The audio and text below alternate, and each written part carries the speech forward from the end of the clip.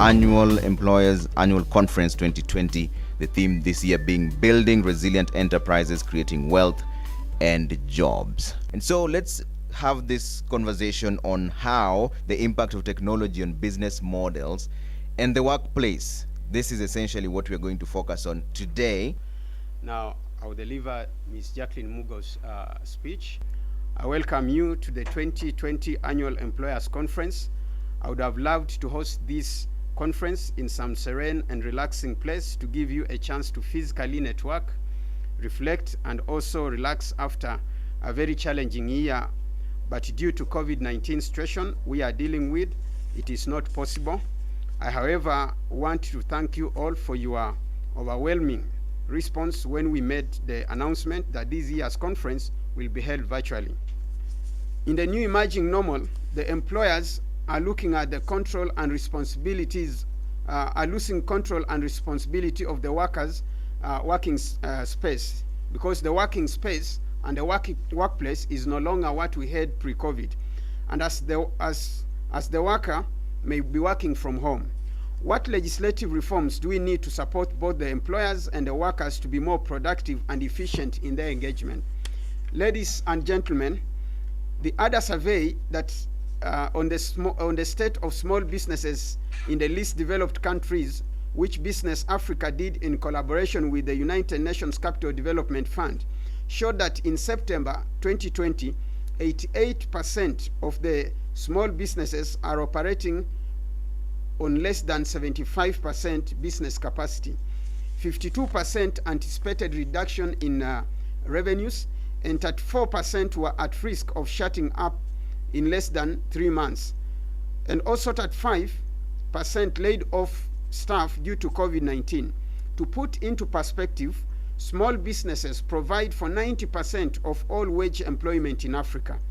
There are notable sectoral differences in the impact of COVID-19, with the textile and craft, personal care, and energy sectors affected more in terms of business operations compared to the finance and professional and technology services. Layoffs are high overall, but especially in textile and crafts, utilities and energy, and catering and tourism.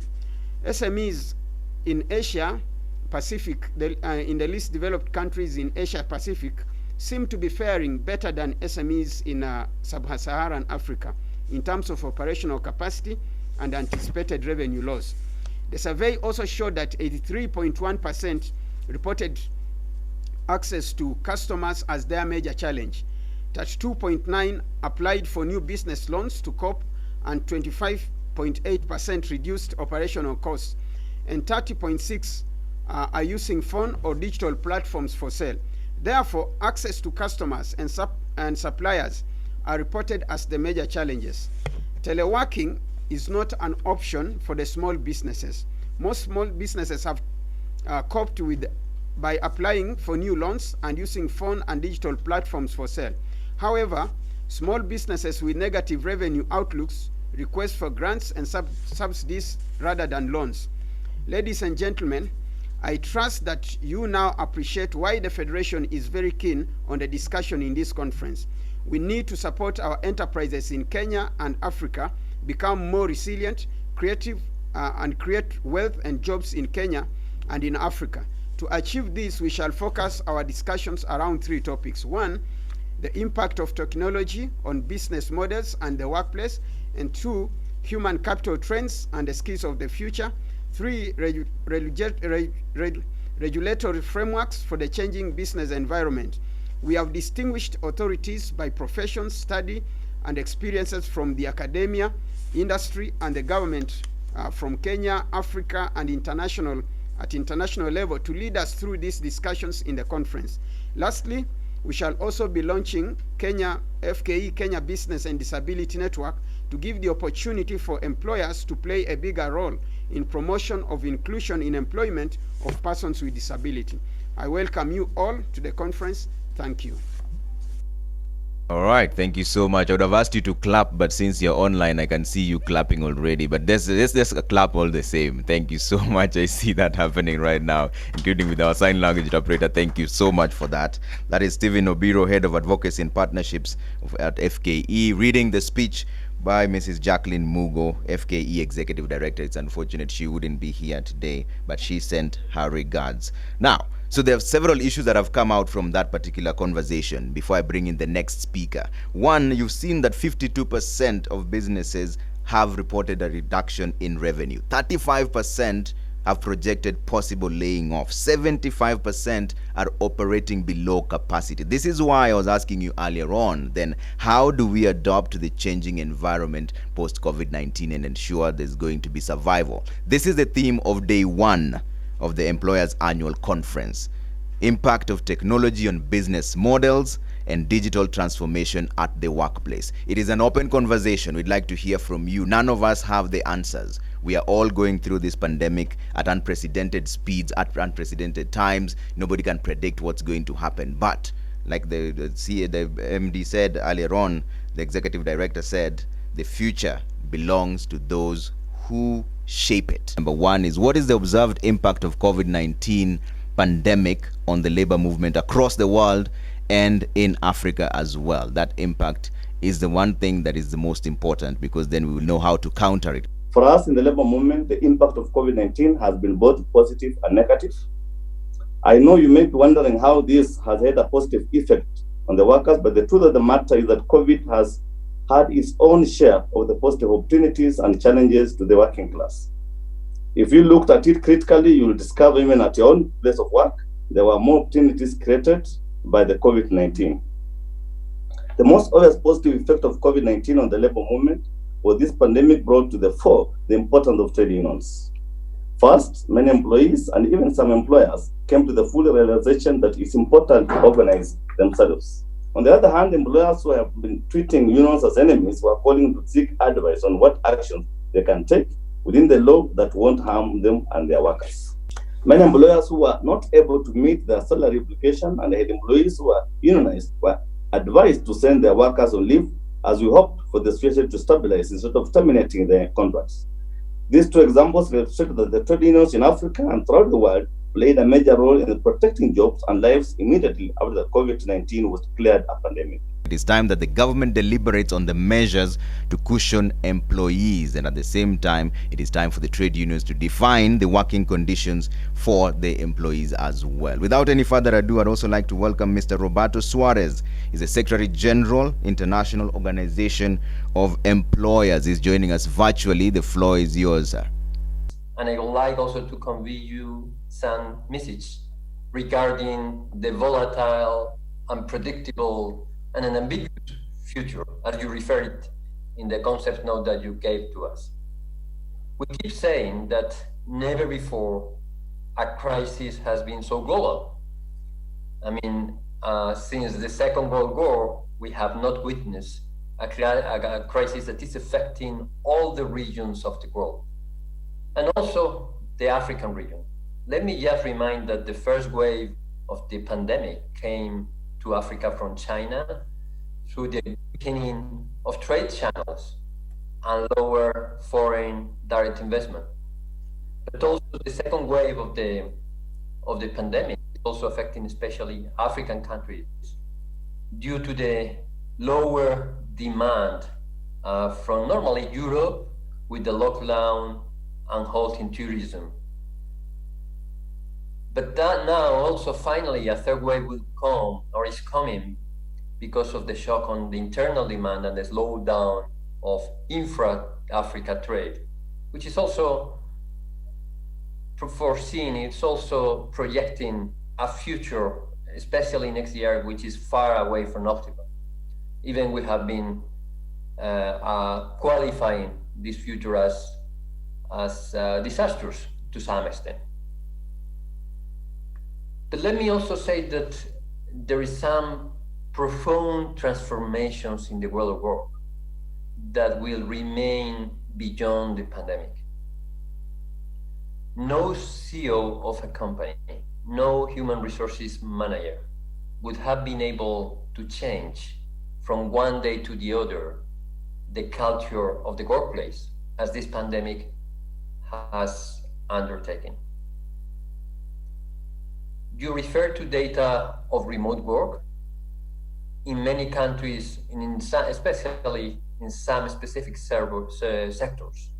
Remote work has affected more than 50% of the workforce, especially, of course, in the formal sector. But what is also more interesting is that recent projections in many countries, also in the formal sector, foresee a future in which 20 to 30% of the current workers will remain as permanent remote workers in a way or in another, in a multiple day a week basis. This has consequences which go beyond the workplace. Of course, the concept of workplace is changing, but also the way we work is also changing, because working from the distance means also working with more autonomy, working also with a new concept of productivity, and it's also affecting the concept of working time, which is more linked not so much of the number of hours that I have been working, but the results, the objectives that I am fulfilling. Of course, there are important challenges related to the disconnection, the need also to disconnect, which is a debate that is coming within the social dialogue forums. A discussion that we had precisely last year with the occasion of the centenary of the ILO and the Future of Work Centenary Declaration. But let me also say and underline how business are changing. And last year when I went to Mombasa with you, we discussed and we had a very interesting interaction on the future of business. Globally speaking, according to a recent survey of McKinsey, the digital interaction with customers in many economies have increased from 36% in 2019 to 58% in 2020. In some countries, this figure goes up to 65, even 70%. Also, products and services that can be considered now total or partially digitalized have changed from 30% in many economies to 60% this year. That says a lot of what we are witnessing. Let me also remind that, as you have already underlined and highlighted, that has a lot to do with skills and skills anticipation. Last year, at the end of last year, we made a survey with critical players, but also with a group of companies, a very significant group of companies in developed and developing economies, precisely to better understand how they are anticipating the skills challenges.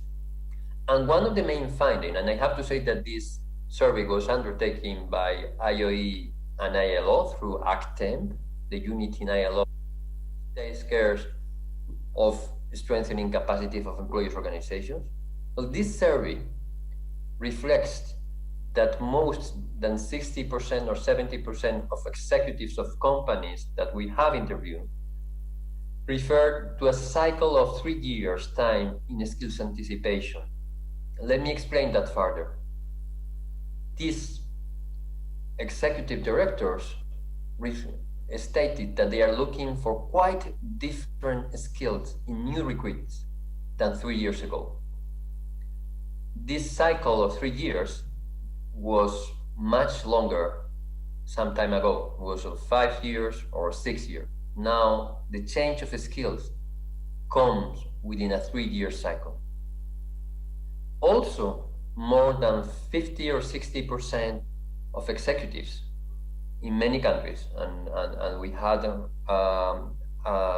referred to countries in Africa, but also in Latin America, Asia, Europe, more than 60% agreed in more or less similar proportion that is becoming harder to recruit people with the skills needed. So all that has to do with the scenario that we have in front of us. We are very much aware, and some of you have referred to that Kenya's economy contracted for the first time in almost 12 years in the second quarter as the impact of the coronavirus pandemic battered key sector. We are also aware that the coronavirus pandemic is expected to have significant negative impact for 2022 at the end of the year, and the GDP growth is estimated to be just at 1.5%, which is low for your standards. And that's affecting especially some population, and I have to highlight the gender aspect, because women and girls are the ones that are in those sectors like wholesale, retail, education, more affected, and also in the highly informal economy.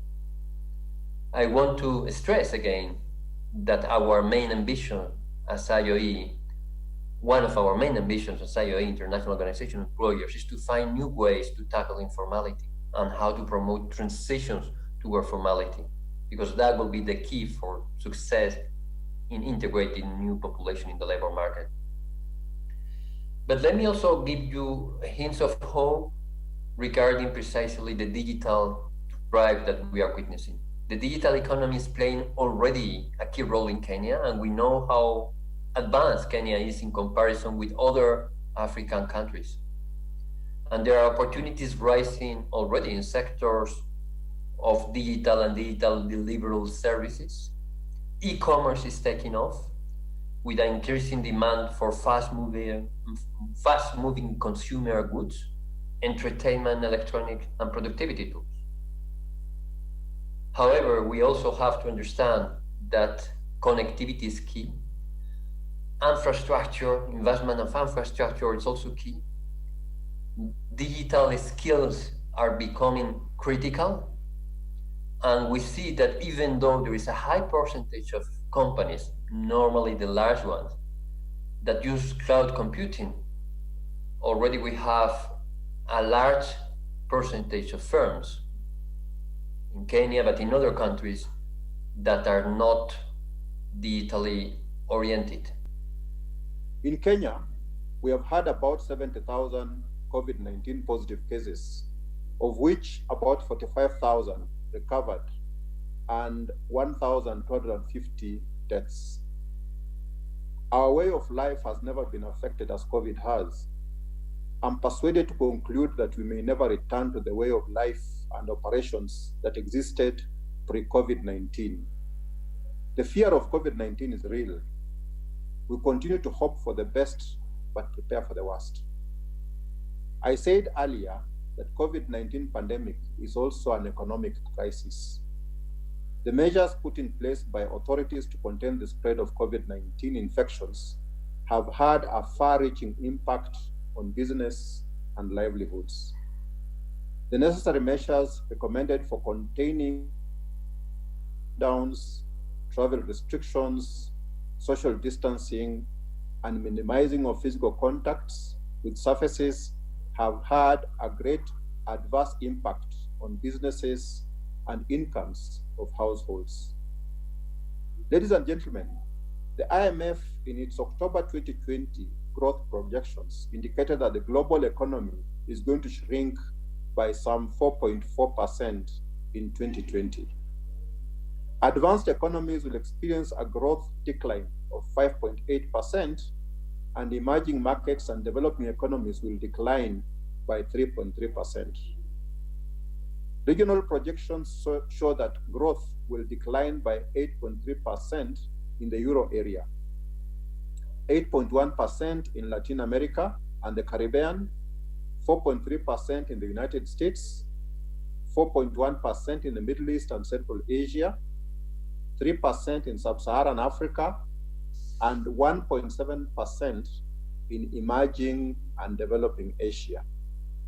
So 2020 is indeed a difficult year. To put into perspective the challenges of 2020, let us look at the labor market and social indicators.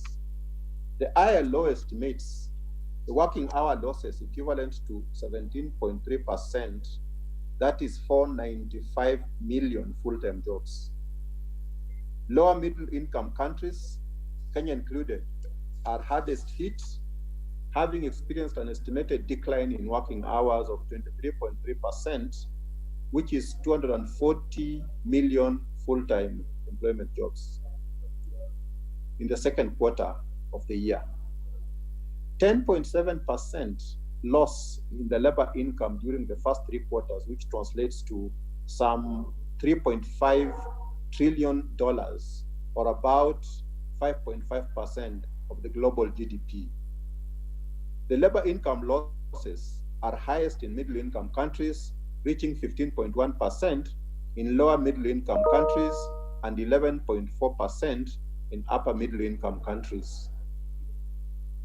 There is 94% overall share of workers experienced workplace closures.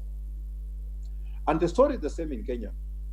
The Kenya National Bureau of Statistics revealed that 1.7 million jobs were lost in Kenya in the 4 months when the measures to contain the spread of COVID-19 infections were in place.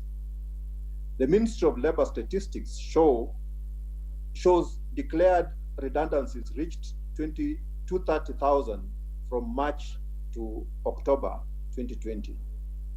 The Federation survey amongst its members revealed that 8.3% of jobs were lost amongst its members. How big is this loss to Kenya? All the formal jobs created in the last 5 years have been wiped off by this COVID-19 pandemic.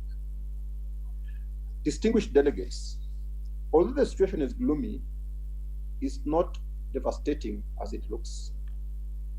There is underlying emerging phenomenon that gives hope. IMF growth projections for 2021 shows the economies are likely to bounce back, with global economy growing at 5.2%, advanced economies 3.9%, and emerging markets and developing economies at 6%. At regional level, emerging and developing Asia is projected to lead in growth at 8%, followed by the Euro area at 5.2%, then Latin America and the Caribbean at 3.6%, Sub-Saharan Africa and the United States will each grow at 3.1%, and the Middle East and Central Asia at 3%. Another important factor is that there is a changing mindset at all levels, and adoption and use of technology is no longer a choice. It is a must. The future of work we used to talk about is here with us. Automation, mechanization, artificial intelligence, remote working, and other forms of work and operations that we either thought are non-standard or are in the future are now here with us and are becoming the norm. Ladies and gentlemen, the challenge is for us to rise to the occasion and provide a proper framework for Kenya and Africa to thrive in the emerging new normal. This conference gives us the opportunity to put together our thinking, to share our collective experience, and bring in our ingenuity and innovativeness to meet the challenges of our days. Unprecedented challenges call for unprecedented solutions.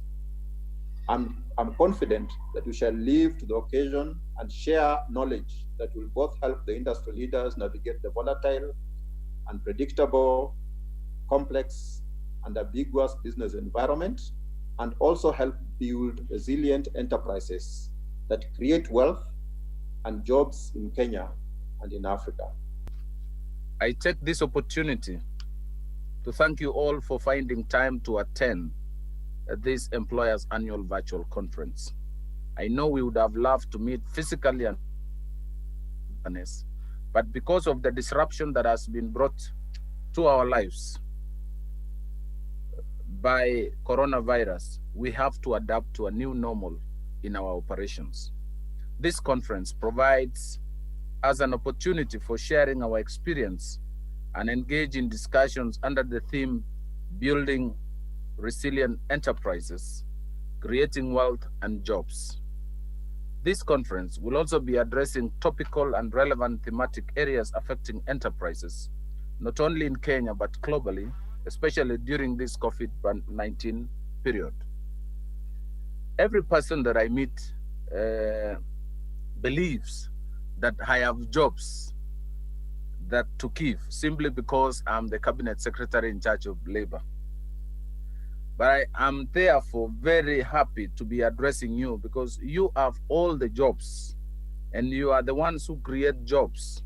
My work and that of government at the large, government at large, is to create enabling environment so that you can make the money and create more jobs. Organization from time to time to contend with volatile, unpredictable, complex, and ambiguous environment